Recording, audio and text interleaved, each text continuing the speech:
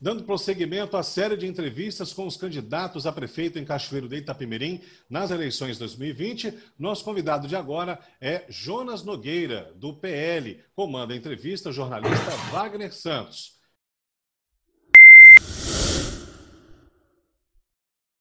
Obrigado, Ramon. Obrigado ao candidato Jonas pela presença.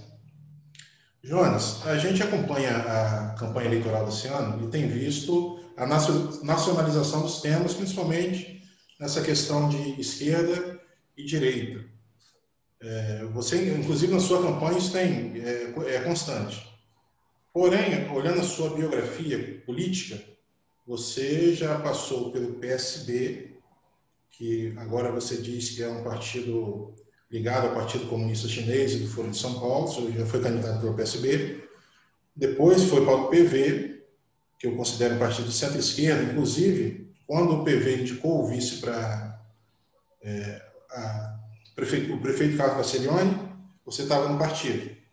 Depois disso, teve no PP, que é um partido que está no Centrão, e o Centrão ele oscila de acordo com o presidente da vez, seja de esquerda, seja de direita. Finalmente, teve no PSL, já visando a sua candidatura a prefeito, mas saiu de lá quando percebeu que o PSL poderia apoiar o atual prefeito, que é do PSB. E agora está no PL, com apoio de Magno Malta, Manato, partido genuinamente de direita. O senhor tem dito que vai endireitar Cachoeiro. A minha pergunta é, quando foi que o senhor percebeu que o seu caminho era pela direita e não pela esquerda? Na verdade, quando eu me filiei a um partido político, lá em 2003, para disputar minha primeira eleição em 2004, na verdade eu foquei o seguinte: qual um partido que tem pessoas que eu conheço, que eu sei que são pessoas sérias, de boa índole. Então, naquele momento, embora tinha um convite lá do Almir Forte para ir para o PCdoB, mas eu não queria essa linha esquerda, que era o Partido Comunista do Brasil, tinha o próprio PT, então eu procurei o PSB por entender que era um partido de centro. Então, eu fui lá para o PSB porque eu conhecia o Luciano Cortez, o Alexandre Bastos, por isso fui para o PSB. Em 2007, fui para o PV, exatamente porque tinha um grupo lá também de pessoas muito boas, estava lá o Tenente Molon, Valdir Fraga, quem eu já conhecia há muito tempo.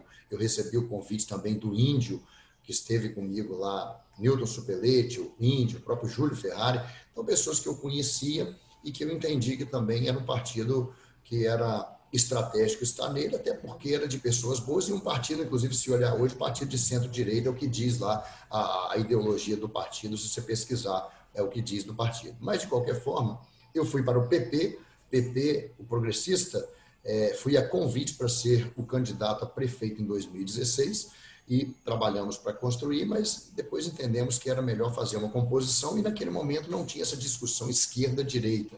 Naquele momento ali, você tinha apenas partidos que se uniam para tentar vencer uma eleição. Vale a pena lembrar que o próprio Bolsonaro era do PP, ele foi eleito deputado federal pelo Progressistas, então em 2016, por exemplo, ele estava no PP ainda, ele foi eleito em 2014. E Magno Malta, que hoje é um grande defensor do conservadorismo, da direita de Bolsonaro, como foi em 2018, também já apoiou Lula, já apoiou Dilma, e ele sempre diz o seguinte, que o tempo, o véu caiu da nossa frente qualquer obstáculo que obstruir enxergar, porque a promessa era combate à corrupção, combate à fome e à miséria. Quem é que não quer isso? Então, por isso, apoiou Lula. E hoje apoia Bolsonaro, desde 2018, grande apoiador de Bolsonaro, e continua sendo um grande defensor. O próprio Manato, que hoje é o representante de Bolsonaro aqui no Espírito Santo, da Aliança pelo Brasil, Carlos Manato foi deputado federal muitos anos pelo PDT, partido de Ciro Gomes, da esquerda, e depois no Solidariedade. E o capitão Assunção, outro símbolo da direita no Espírito Santo, foi do PSB, deputado federal. Então, por isso que não existia aquele tipo de discussão, e, na verdade, os meus princípios, o que eu defendo, quando veio essa discussão, eu defendo a liberdade econômica pela minha formação, pela minha experiência profissional, eu defendo os princípios e valores éticos, morais e cristãos. Lá em 2015, eu já combati ideologia de gênero na Câmara, quando fui vereador naquele período, e eu compactuo, então, com essas coisas: menos burocratização, burocracia, menos Estado, mais liberdade tanto na economia como no cidadão no dia a dia, sem o Estado regulando, oprimindo. Então eu percebi que, pô, essa aqui é a linha do que eu defendo. Eu sou cristão, os valores que Bolsonaro prega, Deus, pátria, família, então por isso que eu me alinhei totalmente àquilo que eu já sempre preguei, sempre defendi e sempre pratiquei. Não existia essa discussão direita-esquerda até então. Candidato, o senhor, em vários momentos, acompanhou aí o atendimento à população na UPA do Mar Brasa, no Paulo Pereira, acompanhou a fiscalização da Guarda Civil Municipal. Como prefeito no eventual governo, o senhor também pretende agir ali em loco, acompanhando aí a satisfação total da população de Cachoeiro nos serviços públicos? Sem dúvida alguma. E para isso nós vamos ter uma estratégia, né? Naturalmente, não vai dar para eu atender toda a demanda, imagina todo dia, o tempo todo alguém me ligando. Mas nós vamos criar, ligado ao gabinete, está lá no meu programa de governo, uma equipe de assessores que vão trabalhar normalmente durante o dia, nas funções deles, né? Mas eles vão estar ligados a mim, necessariamente, não precisa ser criado o cargo para esse assessor, ele vai estar numa função, pessoas de minha confiança, e cada um vai estar num plantão um dia. Um dia vai ser, inclusive, o meu plantão. E aí nós vamos fazer o quê? Na hora que alguém tiver com uma dificuldade, na UPA do Mar Brasa, no Paulo Pereira Gomes, no Centro Municipal de Saúde, então vai ter alguém para ir lá socorrer. Porque seria, né, até injusto de minha parte, nesse período como vice-prefeito eu fiz isso. E como prefeito não fazer, então nós queremos ajudar o cidadão a entender o que ele está passando lá. Depende do Estado, vamos acionar o Estado, vamos acionar o superintendente estadual da saúde, vamos acionar o secretário estadual de saúde e vamos acionar a Secretaria Municipal de Saúde. Então, quem estiver me representando vai estar investido de poderes, nós vamos fazer uma lei específica para isso, enviar para a Câmara, para que ele chegue lá e ele não seja barrado dizendo como aconteceu comigo. E vale lembrar que eu nunca fui entrando em lugar nenhum, eu nunca cheguei gravando, eu sempre chegava lá e perguntava quem é o responsável no momento, normalmente é um enfermeiro ou dois. Então, tá, eu vou aguardar, chama para mim, por favor, para entender o que está acontecendo. E nós vamos comprar uma ambulância de UTI para o município, para que o cidadão não fique esperando. A angústia de esperar um leito hospitalar e tenha vaga no hospital, mas tem que esperar um sistema de regulação de vaga do Estado. Então, nós vamos lutar e combater para que o nosso cidadão ele seja atendido no momento de maior angústia da vida dele. É você ver seu pai, sua mãe, um parente seu, sua esposa, ali no leito de hospital e aguardando questões burocráticas. E, às vezes, sem informação ou sendo maltratado ali, né, como se fosse um qualquer que estivesse incomodando. Então, nós vamos ter esse olhar e eu vou estar presente. Quando eu não puder, alguém em meu nome vai estar lá para atender a população. Candidato, o senhor, nessa campanha, tem apresentado propostas e discussões até, algumas severas e rígidas, quanto ao serviço terceirizado pela Prefeitura, concedido, melhor dizendo. Assim é com a concessionária de água e com a do transporte. O senhor pretende rever esses contratos de concessão da Prefeitura, se for eleito?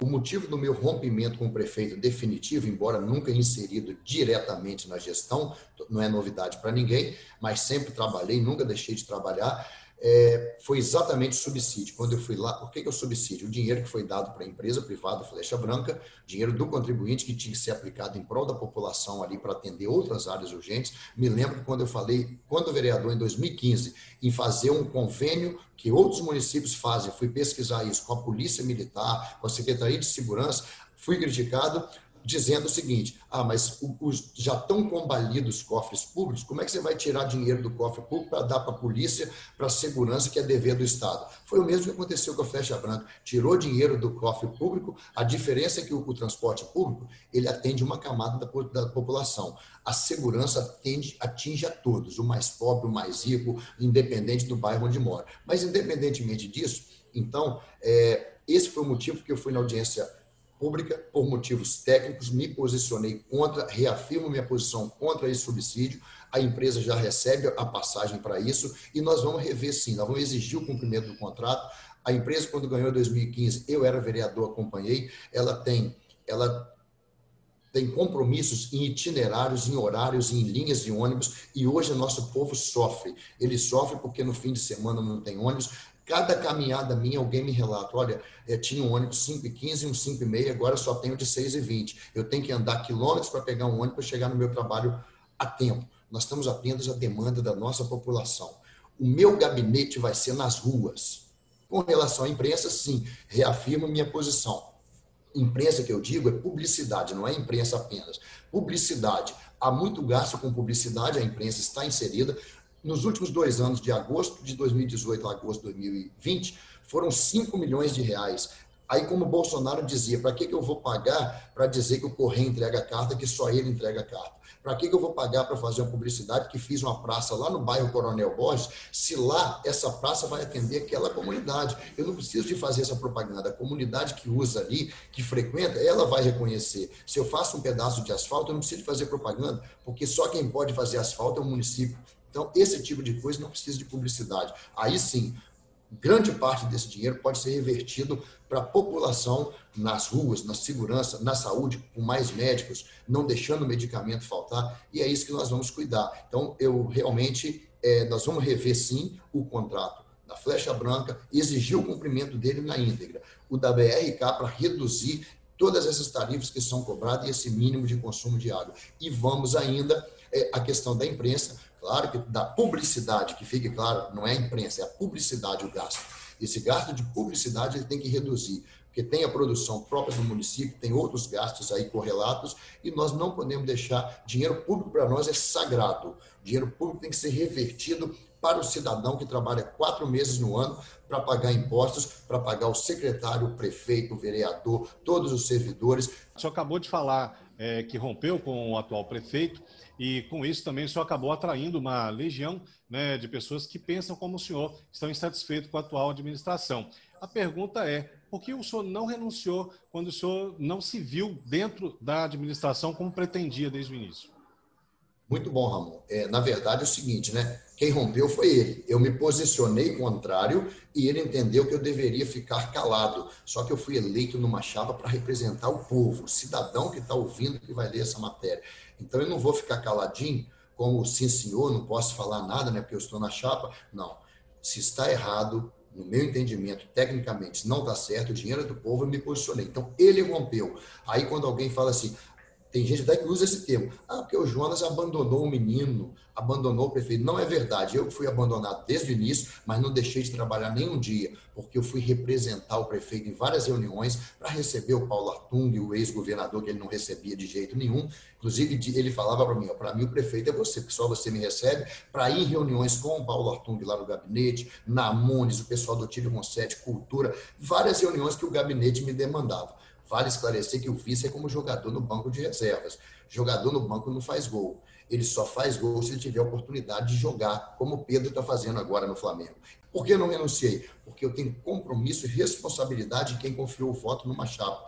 Porque grande parte das pessoas, quando vão votar, ela vota olhando para o prefeito e para o vice. Sabemos que o atual prefeito foi eleito principalmente, sobretudo, pelo nome do irmão, pela lembrança do irmão, pela comoção, que foi um grande líder, um grande político, meu amigo, e que acredito que faria uma grande gestão para Cachoeiro. Então, nessa comoção foi o principal pilar. Além disso, ele era o novo, no momento que se requeria o novo, e hoje já se vê que o novo, totalmente novo, não é a melhor solução, porque o novo, às vezes, ele fica perdido, porque não tem experiência, principalmente no caso dele, que nunca liderou nada na vida, a verdade é essa que nós fomos saber depois, nem na igreja, encontrei uma pessoa da igreja dele essa semana que falou, olha, eu não voto nele, o meu voto é seu, porque ele nunca liderou nada nem na igreja.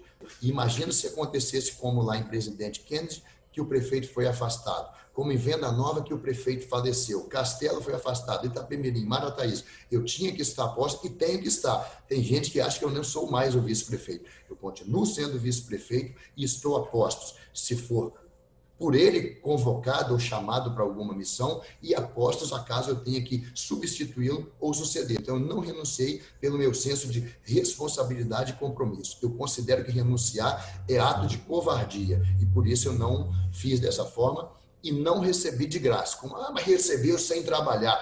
Ainda que fosse, isso está previsto na Constituição e na lei orgânica. Olha, estou aqui à disposição. Se me chamar, é igual o jogador que vai na Copa e fica a Copa do Mundo todinha no banco. Ele estaria a postos para entrar em campo. Se ele não entrou, ele não perde o direito que ele tem à premiação também não. No caso meu, nem isso aconteceu, porque eu trabalhei e muito, principalmente agora na época da pandemia e durante a enchente e ao longo de todos os anos, sem nenhuma dúvida. Então, daí por isso não renunciei, por compromisso e responsabilidade com o cidadão cachoeirense. Jonas, você disse que não renuncia em função da responsabilidade que tem com quem te deu os votos. Porém, em 2018, você foi candidato a deputado federal. Se tivesse sido eleito, iria deixar o cargo de qualquer maneira. Aí isso não ficou bem claro para mim, eu não consigo entender se é só responsabilidade. Sem dúvida alguma. Aí sim, eu poderia ajudar muito mais Cachoeiro, sendo um deputado federal, lutando lá em Brasília para trazer recursos aqui. E se o prefeito tivesse uma visão, como ele disse lá, meu partido é Cachoeiro, ele teria feito, sabe o quê? Em vez de apoiar lá Paulo Foleto, apoiar Rigoni, apoiar Norma, Evaí, afinal de contas, diluíram tanto que não apoiaram ninguém. Mas o principal deles era Paulo Foleto, lá do norte do estado. Ele teria, sim, apoiado quem ajudou ele a subir morro e dar a caneta na mão dele e dar o poder para ele. E filho aqui da terra, porque era importante para Cachoeira ter alguém. Aí ele me falou assim, eu pedi o apoio dele com humildade. Ah, mas tem muita gente pedindo. Eu falei, tá bom, mas eu sou de Caxias, mas e a Norma? A Norma é de Itapemirim, é de Marataízes, não é daqui. Então seria legítimo se ele me apoiasse e hoje eu fosse um deputado federal desde 2019, ajudando a gestão de Cachoeiro, ajudando o Cachoeiro, enviando recursos para cá. Aí era uma situação totalmente diferente, porque eu estaria numa posição de ajudar muito mais do que com um simples vice-prefeito em posição no banco de reserva para entrar em campo quando necessário. Por que o cachoeirense deveria votar em Jonas Nogueira para prefeito? Bom, você cachoeirense que estiver assistindo, ouvindo, por que você deveria votar no Jonas? Porque o Jonas, assim como você, o Jonas vem de um bairro simples, do Alto Amarelo. O Jonas é filho de um lanterneiro, filho de uma dona de casa. O Jonas sempre usou o transporte público, a saúde pública, precisou da escola pública, como sempre foi. Então, eu conheço a sua dor, eu conheço a sua aflição, a sua necessidade. Aqui é um homem íntegro que trabalha desde os 15 anos de idade, com seriedade, com honestidade, que eu aprendi de berço com meus pais. Pessoas simples, mas pessoas honradas. E me ensinaram a nunca falar mentira para levar nenhum tipo de vantagem. E assim eu me porto até hoje, inclusive na campanha. Eu nunca vou prometer aquilo que eu não posso cumprir, sem antes avaliar, como estou fazendo nas promessas de infraestrutura que o engenheiro avaliou antes. Por quê? Para levar uma vantagem. Isso seria traição, seria deslealdade, falta de responsabilidade e compromisso com o sentimento das pessoas. Então, nós temos essa marca, nós temos o preparo acadêmico e experiência profissional e nós temos ainda o conhecimento do povo, porque fui vereador por 10 meses, fui vice-prefeito agora, além da minha história de humildade. E estamos preparados. E o que falta ainda em Cachoeiro é coragem, além da capacidade, coragem, ousadia e determinação e disposição. E isso também são marcas que nós temos, porque prefeito é eleito para encontrar soluções e não para dar explicações. Então, por isso, eu te peço a oportunidade, dá o voto no 22, dá a oportunidade para a gente comprovar que podemos fazer uma gestão melhor para Cachoeiro voltar a crescer, para gerar emprego para você, para o seu filho, para o seu irmão, para o seu neto, porque Cachoeiro não pode ficar simplesmente cuidando do básico. É importante fazer uma praça, é importante fazer uma quadra, é importante fazer um canteiro, mas isso é pouco, isso não traz o desenvolvimento e o crescimento. E nós estamos atentos e preparados para fazer o que Cachoeiro precisa, com muita coragem, disposição, ousadia, alinhados com o governo federal.